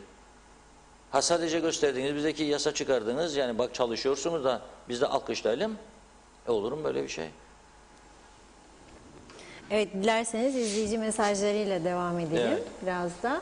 Hasan Nihat Erduran, Nedime hocamız ne güzel anlattı, teşekkürler diyor. Akilo'ya bağlı da iyi yayınlar dilemiş, kolay gelsin, teşekkür ediyoruz. Olcay Tuluk Sevil, merhaba, iyi yayınlar Reşat Bey, size sadece helal olsun diyorum. Israrla sormanıza rağmen bir cevap alamadınız. Bence Nedime Hanım'dan turizm kan ağlıyor, çökmedik, yerin dibine girdik. Bu hükümette sağ olsunlar. Nasıl geri gün yüzüne çıkacağız hiç bilmiyoruz demiş. Hasan Nihat Erduran, herkesin torun torbası, kolu komşusu var. Yardımlaşarak bu zor günleri atlatacağız Allah'ın izniyle. Moralimizi yüksek tutalım ve yardımlaşalım. Tedbirli olmaya da devam edelim lütfen diyor. Necdet Mavi Gözlü, bu Covid-19 illeti bütün dünyayı sarmışken kim yurt dışına gezmeye gitmek ister? Bence çok az insan gider ya da gitmez. Peki benim düşündüğüm gibi yabancı memleketlerden insanlar da gezmek için bizim memlekete gelir mi? Bence zor gelir. Boşuna hayal kurmayalım. Bu iş bu yılın sonuna ancak kontrol altına alınır diyor Necdet Bey. Derviş Özyiğit, 65 yaş üzeri kaç kişi mail kullanır ya da kullanabilir diye sormuş. Emin Mehmet de mail kullanamayan vatandaşlara muhtarlar, belediye başkanları yardımcı olsun. Atlatalım koronayı el birliğiyle de arkası gelsin demiş. Akçay Muhtarlığı iyi yayınlar diliyor. Tema Yavaş, iyi yayınlar Londra'dan. Selamlar Funda Hanım, Reşat Bey. Aşılar hayırlı olsun. Herkese sağlıklı günler dilerim demiş. Emete Gümüşok, Funda Hanım, Reşat Bey iyi günler, iyi yayınlar. Aşı gelmiş, hakkımızda hayırlısı olsun diyor o da. Mustafa Özcan, iyi yayınlar. Dünya Sağlık Örgütü açıklamasında aşı olanlar korona olmaz diye bir şey yok. Korunmaya, maske, mesafe, hijyene dikkat edilmeli diyor. Evet. Süleyman Demiroğlu, iyi yayınlar Reşat Bey. 14 Aralık'tan beri işine gidemeyen Güney'in emekçileri durumu ne olacak? Bizler perişan durumdayız demiş. Güney emekçileri, hemen sizi keseyim burada. Evet. Bugün Diyalog Gazetesi'nde yayınladık. AKEL'in açıklaması. 2 gün önce buradan çağrı yapmıştık. AKEL Partisi, PO Sendikası sahip çıksın Güney'de çalışan işçilere diye. Ve AKEL Partisi bu konuda bizim de buradan yaptığımız çağrıyı dikkate alarak gerekli önlemleri almaya başladı. Ve elektronik adresler verildi. Yani e-mail yoluyla Güney'de çalışacak işçilere, ben buradan onlara söylüyorum. Şu anki programlamada ben Güney'de çalışan işçileri görmedim. Ben yönetsem bu programı sağlık çalışanlarıyla beraber hemen bugünden tezi yok. Gece de 2 saatte gece özel bir şey koyardım. Ekip, gerekirse özel hastanelerden yardım isterdim. Bedavada hizmet de alırdım, alabilirim de. Ve bu Güney'de çalışanları da aşılardım bir an önce. Ve insanlar da rahat işine gitsin gelsin. Herkes bu dertten kurtulsun. Bak, vatandaş diyor ki bu Güney'e giderler. Güney'de patladı gelirler, bize korona getirirler. Vatandaş korkuyor, kendine göre haklı. İşçiler kendine göre haklı, işini kaybediyor. Çünkü Rum ustası onu ne kadar bekleyecek? Hayır, ne kadar bekleyecek? Diyor ki bizimkiler bırakmıyor gelelim diyor. Rum tarafı her tarafı kapattı ama inşaatları açık bıraktı. İnşaatları açık bıraktı çünkü 2 ay sonra düzelmeye başlayınca yaşam 1 Mayıs'ta açıyorlar her tarafı onlar. 1 Mayıs'ta açtığı zaman ülkeye yabancılar gelecek, ev satacak, para girecek ülkeye. Her sattığı evden tapu harcı vardır, stopaj var, vergi vardır. Bunların parasını düşünür Rum yönetimi, onun için inşaatları kapamadı. Bu insanlar gitmedi, 3 gün 4 gün Rum usta diyecek, hadi be Mustafa yeter artık. Ne yapayım, başka birini buldum. Güney Kıbrıs'ta çok sayıda yabancı var. Yani Arap ülkelerinden falan bir insan var. Polonyalılar var, Romanyalılar var. Avrupa Birliği üyesi alabilir. Şimdi bu insanları da ekmek parasından mağdur etmemek için bunları da alın sıraya bir an önce. Ha almıyorsa ben o zaman diyorum bu bizim Güney'de çalışan arkadaşlara, işte açıldı yol size. AKEL de açıkladı. Bugün Diyalog Gazete var. Bu e-mail adreslerini alınız ve müracaat edin hemen. AKEL size yardımcı olacak. Gidin, orada çalışıyorsunuz zaten. Bir an önce sizi sıraya alsınlar, yapsınlar aşınızı, siz de rahat, burası da rahat. Ha oradan cevap gelmezse bizim Sağlık Bakanlığı'na gidip bu aşılardan bir an önce isteyecek bu çalışanlar. Yani bu kapıyı kapatmamamız lazım. Şimdi bu kapıyı kapattıkları için Ercan kapısını da açamıyorlar. Ne diyorlar biliyor musunuz? Güneyden geçenlere kapattık, şimdi Ercan'ı mı açacak? Yani bu da desinler bize şudur budur. Zan altında kalacak. Yani ne birini yapıyor ne birini yapıyor. En iyisi diyor ikisini birden kapatayım ben. İkisini birden kapatın ama hani sağlanan ekonomiyi beraber yürüdüyordunuz? Hangi dünyada? Yani doğru gerçek dünyada yoktur. Yürümüyor beraber. Yürümediğini gördük. Ha bir tek şu vardır. Fark. Görüyorum. Ekonomi birlikte yürüyor ifadesi eğer marketler çalışıyor ise doğrudur. Allah'ımıza şükürler olsun. Okuyalım bir daha Fatiha. Dua. Amin diyelim. Bulgur, pirinç eksilmedi marketlerde çok şükür. Tuvalet kağıdı da eksilmedi. Gidip alıyoruz. Peynir var bir şeyler. Bunun hiçbir şey eksik değil. Ekonomi yürüyor buysa doğrudur. Tüp gazda zamlandı, vardır. Buluyoruz. Tüp gaz eve gidiyor. Başka? Ekonomi yürüyor. Ne var başka bunun dışında? Akaryakıt var, benzinciye parası olana arabasına benzini koyuyor. Marketlerde sigara, içki var. Tamam. Ekonomi bu mu? Bu mu ekonomi? Taksiciler, otobüs işletmecileri nerede? Üretici domates 3 lirası bu zamanda satamıyor. Yok elinde kaldı mal domatesler. Tarlaya döküyorlar. Karpuzlar kaldığı gibi yazda. Peki ithalatçılar, dağıtıcılar, hayvan üreticileri, süt üreticileri, hellim üreticileri, peynir üreticileri. Nasıl? Hangi ekonomiyi götürdük biz? 20.000 turizm çalışanı ve onların aileleri ve onların vatandaşların oturduğu evlerin kirada olanlar ödeyebiliyor mu şimdi mal sahibine bir kirasını? Çalışma izinli olanlar, lojmanlar ödeyebiliyor mu? Çalışmayan adam lojman kirasını ödeyemeyince mal sahibi bizim onunla geçimini ona bağlamış veya ekonomik dengesini kiradan da alırım 2000-3000 ayda da emeklilikken de 3000 lira 6000 yapar idare ederek vaziyeti diyenlerin durumu bunların hepsini düşünmek lazım. Ekonomi marketlerde şeker, pirinç, fasulyenin olması demek değildir ekonomi. Öteki insanları düşünmek lazım. Ve nüfusun ezici bir çoğunluğu dışarıda işsizdir ya bugün veyahut da işi çok azalmıştır. Veyahut da verdiği ürünün parasını alamamaktadır. Yani bu kadar durum bu kadar ciddidir. Bu kadar hayatidir bu durum. Onun için ekonomiyle sağlık beraber gitmedi maalesef. Yok. Hastaneyi de açamadık. Özelde çalışan doktorları bu olağanüstü durumda kullanamadık. Yardım istemedik. Paylaşmaya davet etmedik. Bir yığın eksikle bu süreci götürmeye çalıştık. Süreci de kazasız belasız götürebilmek için bir tek yol vardı. Kapanma. Hepsini kapada sonunu getirdik zaten. Olay budur. Halbuki ikisini beraber götürseydik bu kadar acı çekmeyecekti. Rum tarafında %26'sının gelirlerinde düşüş oldu bu süreçte. %26'sı. Bizim kaçının oldu? Bizim kaçın oldu söylesinler. Kamu görevlilerinin dışında bizim kaçının gelirleri %26 düştü sadece. %100 geliri düşen var, %90 düşen var, %80 düşen var. %100 düşen var çünkü işsiz kaldı, sokaktadır. Bunun bir araştırması bile yok. Yani bunun bir araştırması bile olmadı bugüne kadar. Ben kimden öğreneceğim nedir durumumuz bizim? Sadece bakıyorum Esnaf Sanatkarlar Odası geçen gün dedi ki 40.000'den 50.000'e çıktı kapanan iş yeri sayısı dedi. Bu adamlar atıyor mu ya? Yani atmasyon mu bu söyledikleri yoksa doğru mu? Devletin ilgili birimlerinden bir şey duyduğum yok. Bir devletin sorumluluğu yok mu? Çıksın Çalışma Bakanlığı ya da ne bileyim diğer ilgili bakanlıklar kimse sorumlu bu özel sektörden, esnaftan, şuradan buradan açıklasınlar. Gerçekten 50.000 iş yeri kapandı mı? 40'tan 50.000'e mi çıktı? Çıktıysa bu vahim bir durumdur. Ne oldu bu 50.000 kapanan iş yeri? Bu 50.000 iş yerini çalıştıranlar nerededir? Bunları benim bir vatandaş öğrenme hakkım vardır. Defalardır buradan çağrı yapıyorum. Yok. Alamıyorum yani. Doğru dürüst bir bilgi yok. Yani bunun kayıtları da yoksa bizde o zaman daha da üzücü bir durum. Yani kayıt istatistik bir bilgi yoksa açılan kapanan yerlerin sayısını nasıl ekonomiyi yürütecek biz? İyi ki daha Çin gibi 1,5 milyar değildi nüfusumuz yani. Değil mi? 300 bin nüfus var burada. Evet.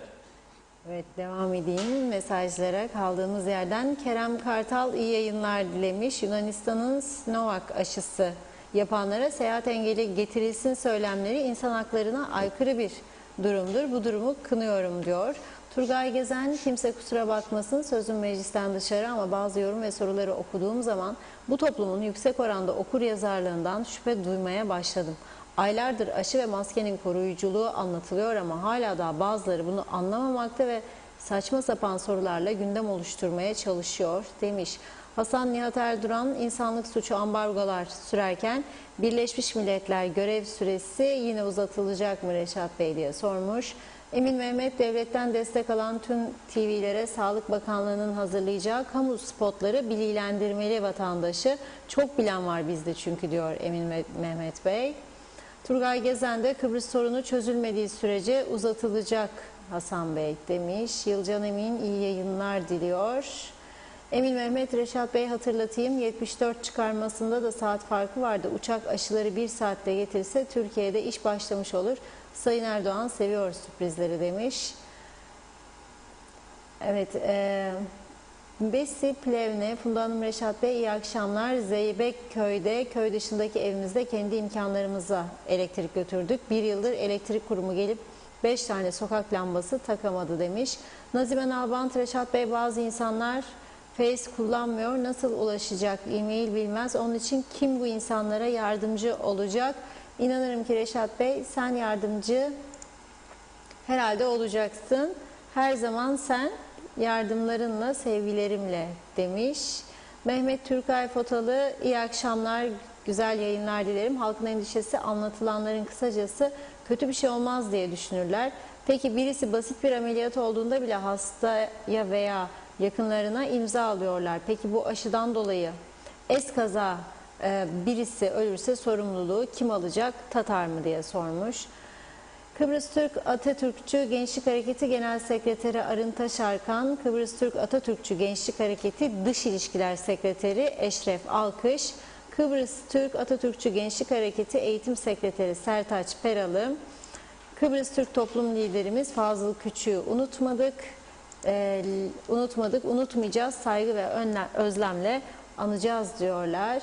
Nasip Fikret Asilkanlı, Avrupa ve Amerika tarafından onaylanmayan Çin aşısıyla seyahat etme sorunlu olmaz mı diye sormuş. Bilhassa Avrupa'ya girişlerde onaylanmayan bir aşıyı yapan insanların ülkeye girişi engellenmez mi diyor. Ayşe Güner Mertcan, selamlar hepinize, eğri oturup doğru konuşalım. Öyle ya da böyle Türkiye imkanları dahilinde bir defa daha imdadımıza yetişti. Müteşekkiriz. Londra'dan Güner Bey.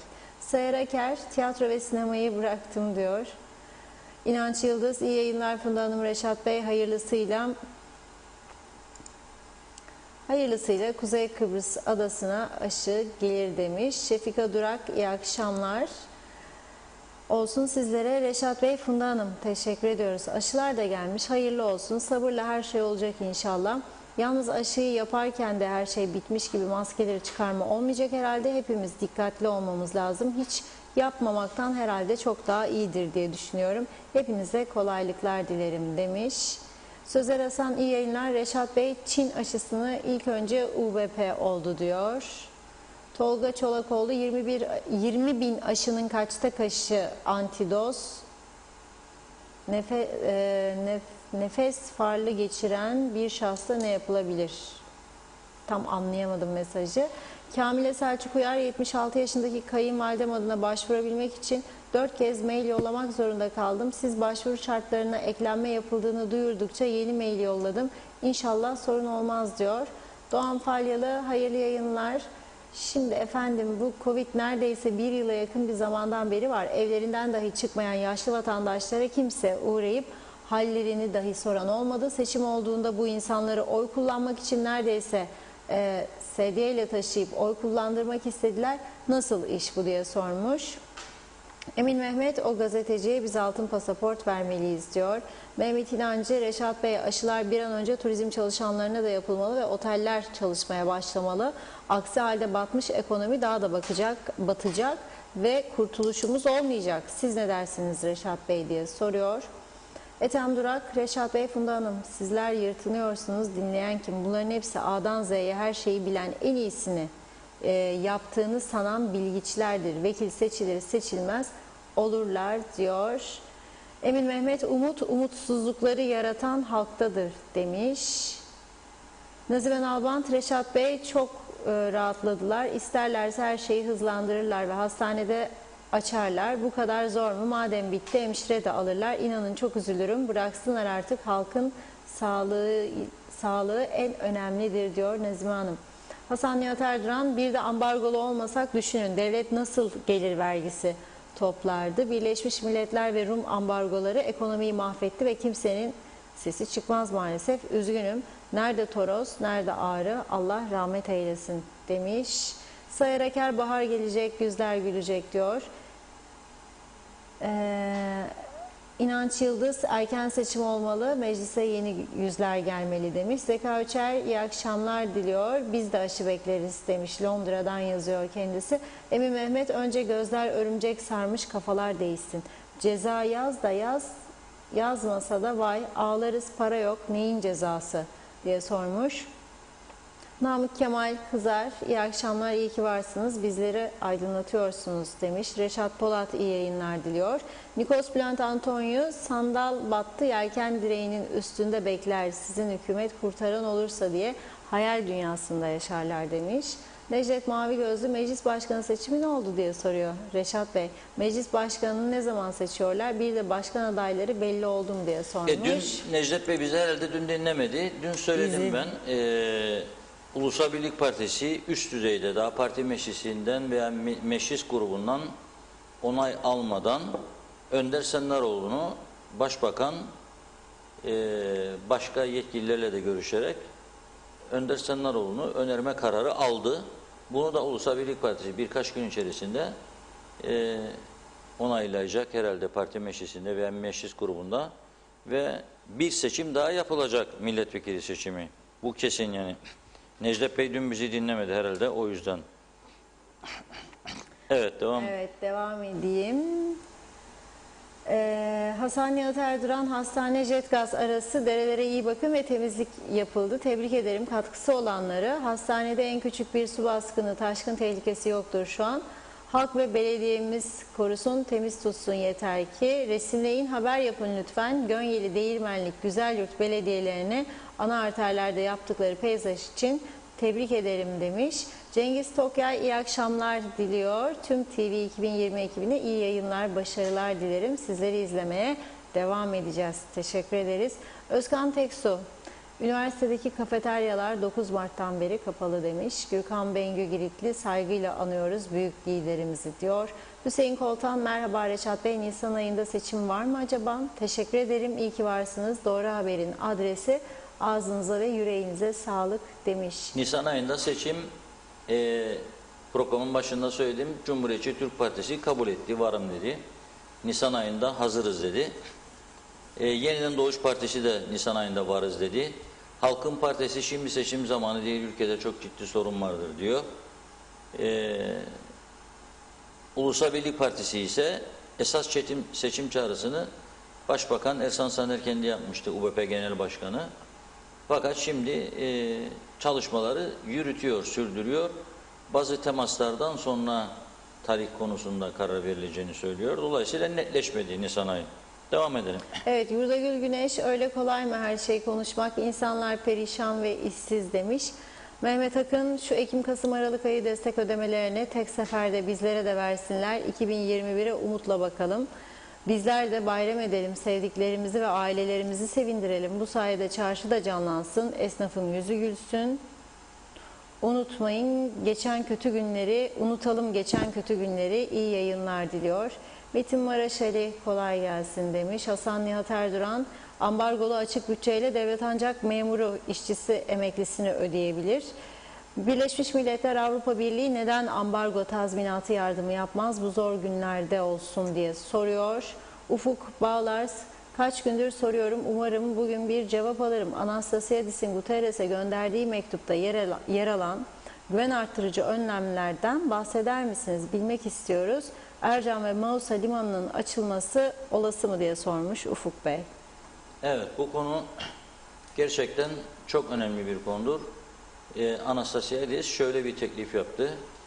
Maraş, şu an bizim kontrolümüzde olan Gazi Mausa Limanı ve Ercan Havaalanı, üçü de Birleşmiş Milletler yönetimine verilsin ve Birleşmiş Milletler yönetiminde Ercan Havaalanı'nda uluslararası uçuşlara açılsın. Şimdi dün Osman Ertuğ Bey, Cumhurbaşkanı'nın danışmanlarından, siyasi ve müzakere heyetinden bildiğim kadarıyla bu soruyu sordu kendisine Melis Hanım ve dedi ki olur mu dedi Ercan Havaalanı Birleşmiş Milletler'e vermek demek dedi veya Maraş'ı dedi veya liman, Gazi Mausa Limanı. O da Kıbrıs Cumhuriyeti'ni resmen tanıyor dedi. Kıbrıs Cumhuriyeti Birleşmiş Milletler'in üyesidir. Dolayısıyla onlara teslim etmek olur dedi. Şimdi burada yalnız dikkat çekici bir durum vardır. Ercan Havaalanı bizim bir işletmemizdedir ama Türk uçaklarının dışında bir tane uçak gelmiyor Ercan Havaalanı'na. Ve Ercan Havaalanı'ndan hiçbir ülkeye direkt uçuş yoktur. Eğer güven yaratıcı önlemler ve ardından çözüm gelecekse ve Birleşmiş Milletler'in huzurunda teyit edilecekse bir çözümün zamanlaması da konularak üzerinde güven yaratıcı önlemler konusunda bana göre şahsi görüşüm bazı adımlar atılabilir. Yani Ercan bizdedir ama şu anda günde 2 tane uçak inmektedir. Normal düzene döndüğümüzde 40-50 de olsa sadece Türkiye'den başka uluslararası uçuş yok. Gazi Mausa Limanı bizdedir ama Avrupa standartlarının dışındadır. Limanın mutlaka ve mutlaka standardının yükseltilmesi gerekir. Yapılamıyor. Bunun içinde en az 250 milyon euro bir harcama gerekiyordu. 2003-2004 yılı araştırmalarına göre AB'nin bunları oturup doğruca konuşmak lazım. Yani bir paket halinde değerlendirmek lazım. Anastasiadis bunu önerdi diye %100 aynısını kabul etmek de gerekmez. Bu konuda karşılıklı görüş alışverişiyle karşı çıkışlar yaparak, diplomasi de böyledir, kendi önerilerinizi ortaya koyarak katı olmamak kaydıyla iki tarafında görüşlerini birleştirerek bir sonuca gidilir mi? Bunu denemeleri lazım. Bunu beklerken tabii bu taraftan Maraş'ta Rumların değildir bizimdir diyoruz bir taraftan da son zamanlarda. 2003 yılında başladığı müzakereler, kapılar açıldı daha doğrusu. 2004 yılında referanduma gittik ve biz bu Maraş'ı Rumlara verdik referandumda. Verdik, onayladık. O zaman bizimseydi, biz bilmezdik bizim olduğunu da şimdi 2004'ten sonra bizim olduğunu öğrenmeye başladık. Yani çok enteresan bir durumdur. Burada dünyayı, yani burada kendi kendimizi ikna edebiliriz.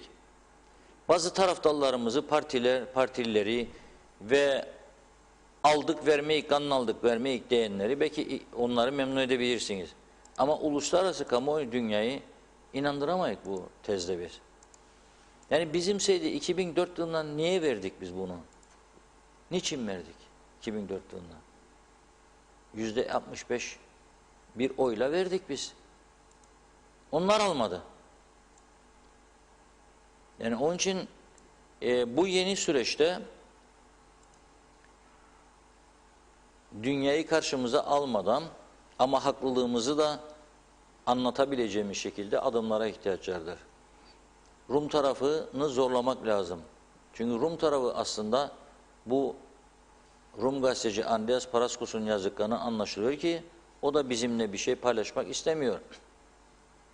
Oturup böyle işçi masasında sohbet ederken adam dedi ki diyor, 2 devletli bir çözümü düşünüyorum ben de.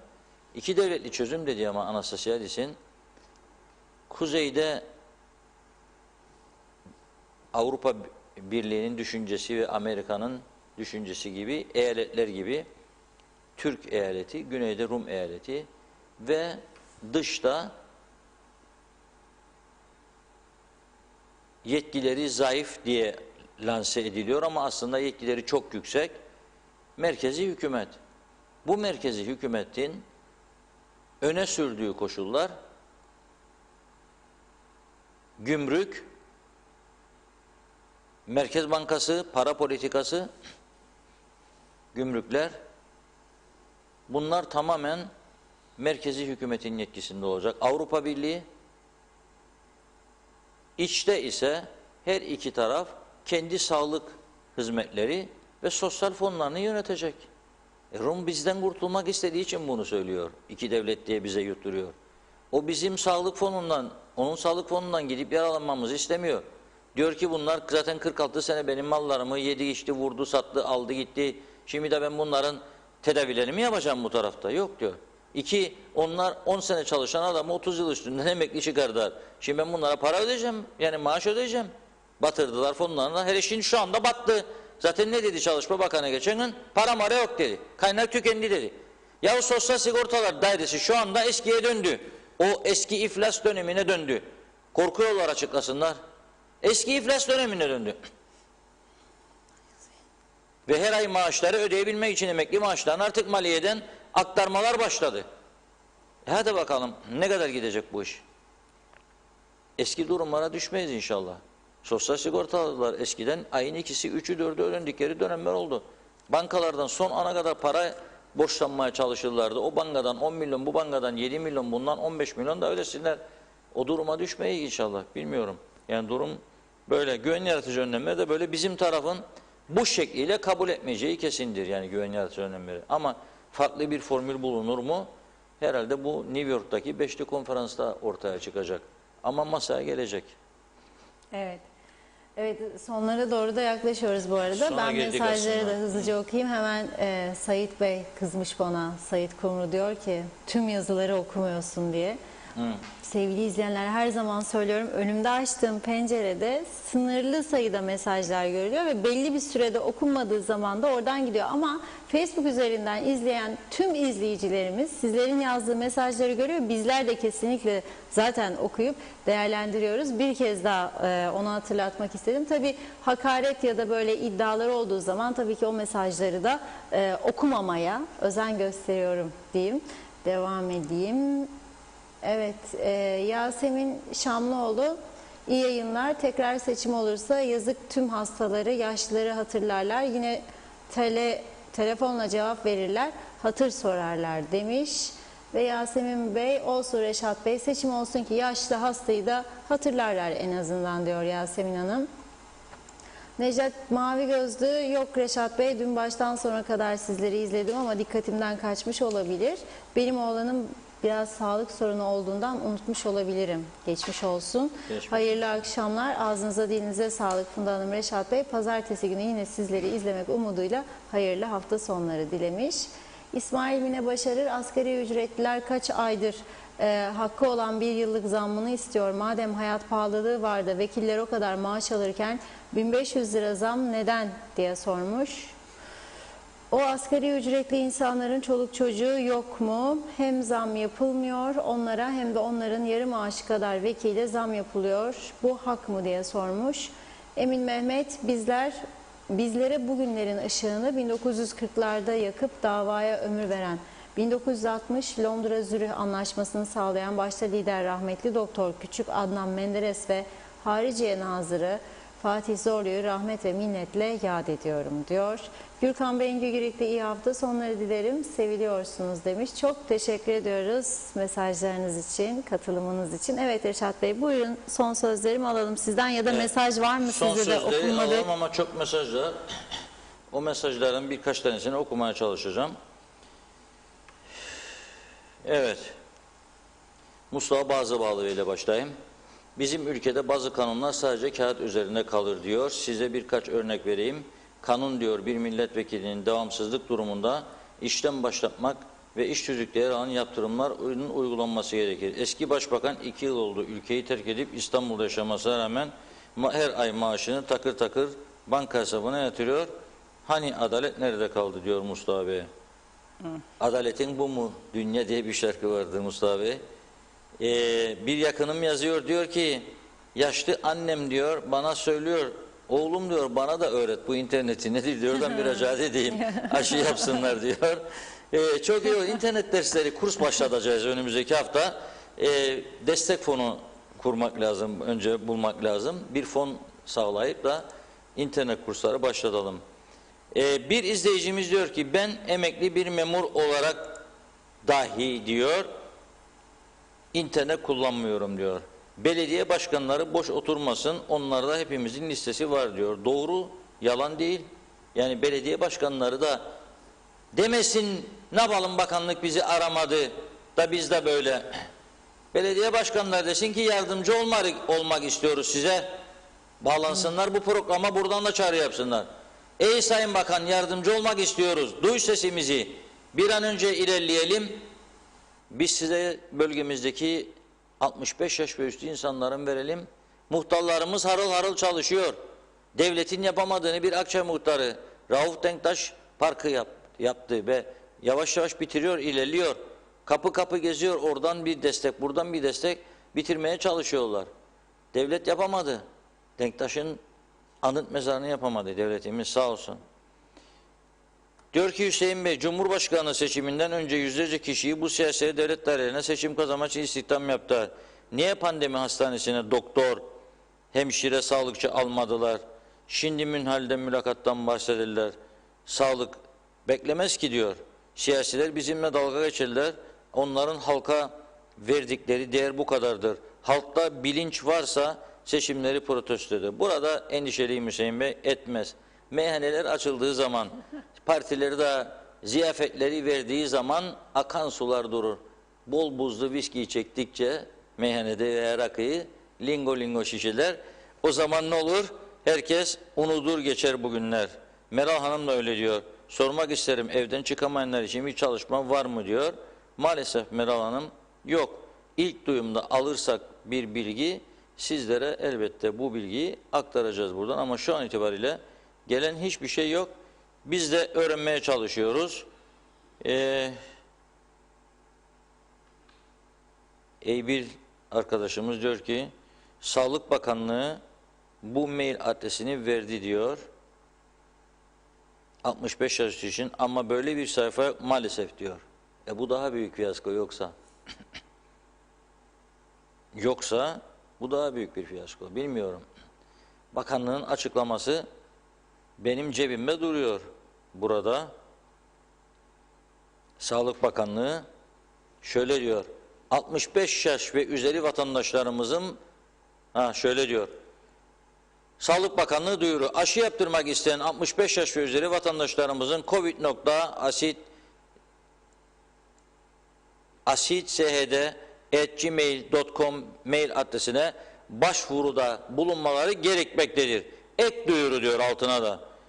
65 yaş üzeri vatandaşlarımız başvurularında kimlik, ikamet ve telefon numara bilgilerini de belirtmeleri gerekmektedirler. Bu kadar. Biz de buradan aldık. Programa girmezden 1 saat önce gelmişti bu bilgi. Biz de bunu size aktardık.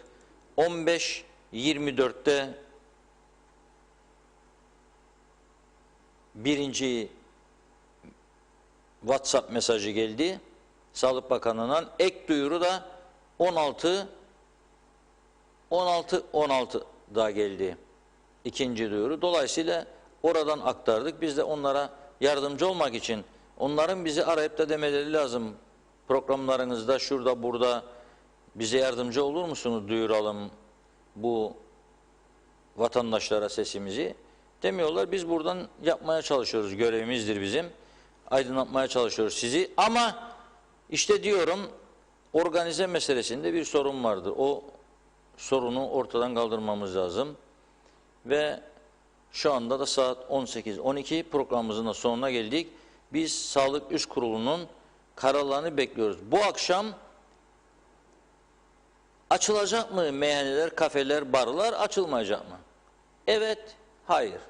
İki tane ya evettir ya hayırdır cevabı. Açmıyoruz, bir hafta daha uzatıyoruz veya 3 gün daha veya 4 gün daha veya açıyoruz, şu saate kadar açıyoruz. Öyle olacak, böyle olacak, bekliyoruz. Ama tam kapatma olmayacak diye düşünüyorum. Aldığım bilgiler bu yönde. Tam kapatma olursa zaten Ticaret Odası Başkanı geçen gün söyledi.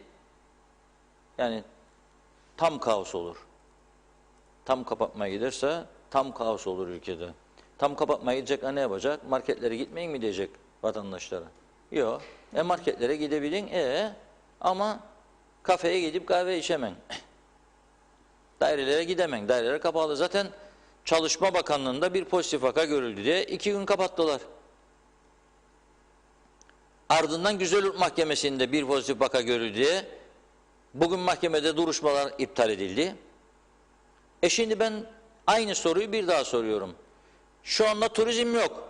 Turizm Bakanlığı'nın hiçbir faaliyeti yok. Tanıtma, şu bu, uçak, gemi, hiçbir şey yok. Onu da kapatın. Yani hayır korona olmasa da kapatın. Devlet dinlensin biraz. Elektrik paralarından tasarruf.